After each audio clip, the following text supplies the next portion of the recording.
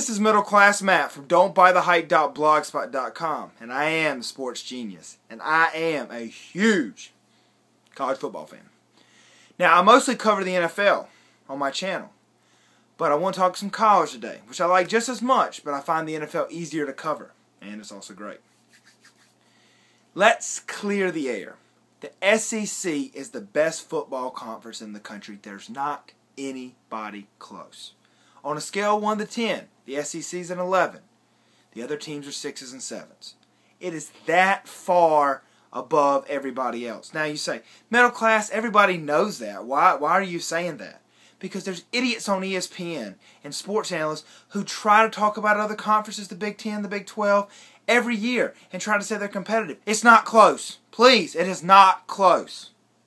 Nobody in the country can beat Alabama. Nobody.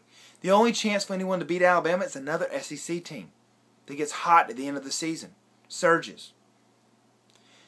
People were talking about USC being better than Alabama before the season started. Dumb. Dumb. I heard Jesse Palmer say this. He played in the SEC. What's wrong with him? No wonder he couldn't play quarterback in the NFL. Couldn't cut it. Saying stupid things like that. Just don't understand it. Now, I've got some names here on Alabama. Just beast. D. Milliner. Corner. About 6'1", 215. Will drop the hammer on you. Okay? Best corner in the country. C.J. Mosley. One of the best linebackers in the country. Plays for Alabama.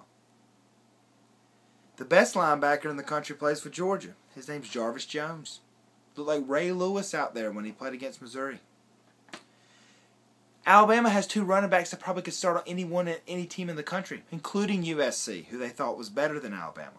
T.J. Yeldon, who's probably the next great running back from Alabama or the SEC, maybe out of college football. Very impressed when I saw him play. When you move better than everybody, that means you're a great athlete. All the eye tests need to say, that guy moves. He looks like he's moving in fast motion. Everybody else looks like they're being rewound. He's fast. And then Eddie Lacy. They've got a quarterback who managed the game, A.J. McCarron. But this is my point. Those guys are better than everybody else on the other teams. But here's the thing. Yes, the SEC has the best players, but not by a huge margin. And yes, they have the best coaches, but not by a huge margin. And yes, they have all these factors that people talk about. They're mean, they're tough, they're aggressive. Here's the thing. Here's why the SEC is great.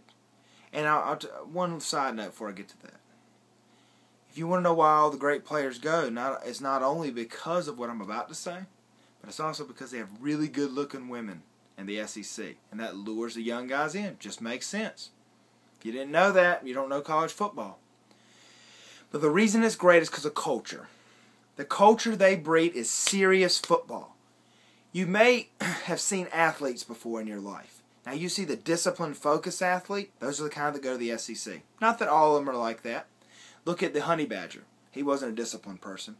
But for the most part, disciplined people, and excellence breeds excellence. Success breeds success. They have these disciplined, serious cultures they go into. Their fan bases are serious about football. They take it very seriously. Look at how Nick Saban is interviewed.